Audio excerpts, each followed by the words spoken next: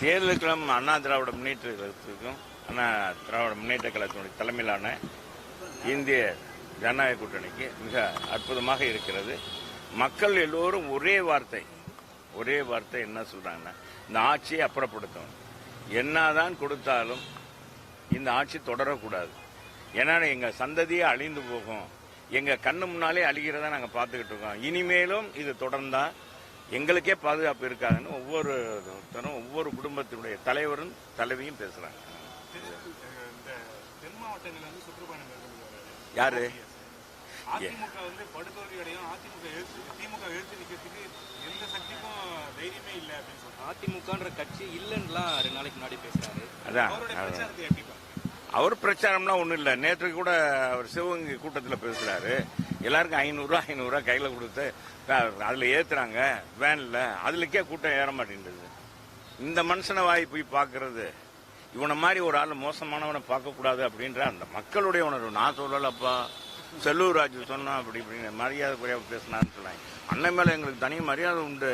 ஆமாம், நீங்கள் அது மாதிரிலாம் நினைக்காதீங்க, தென் மாவட்டத்துக்காரு. ஆனால் அந்த அவருடைய நடவடிக்கையை இன்னைக்கு எல்லாருமே ஏச்சுக்கும் பேச்சுக்கும் ஆளாயிருக்கார்.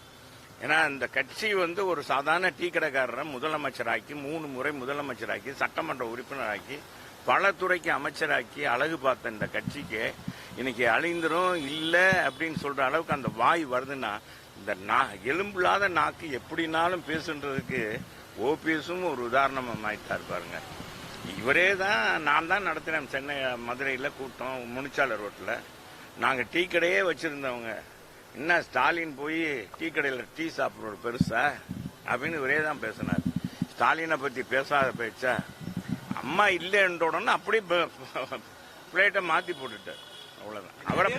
அவரை போயிட்டு எதுக்குங்க, நீ விடுங்க, மக்கள் மறந்துட்டாங்க. வேற என்ன இப்ப நான் வந்திருக்கேன், நாங்க வந்திருக்கிறது இன்னைக்கு எங்க கழக பொதுச் செயலாளர் புரட்சி தமிழர் எடப்பாடியார், அடுத்து ஆளப்போகிற அண்ணன் எடப்பாடியாருடைய ஆட்சி அமைகிறது.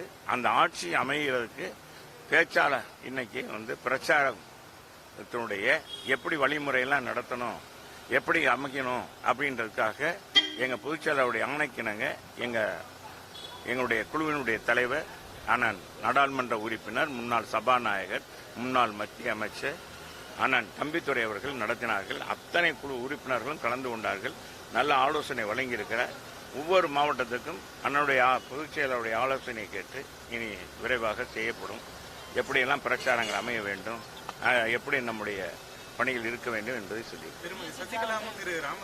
சரி அதெல்லாம் மத்திய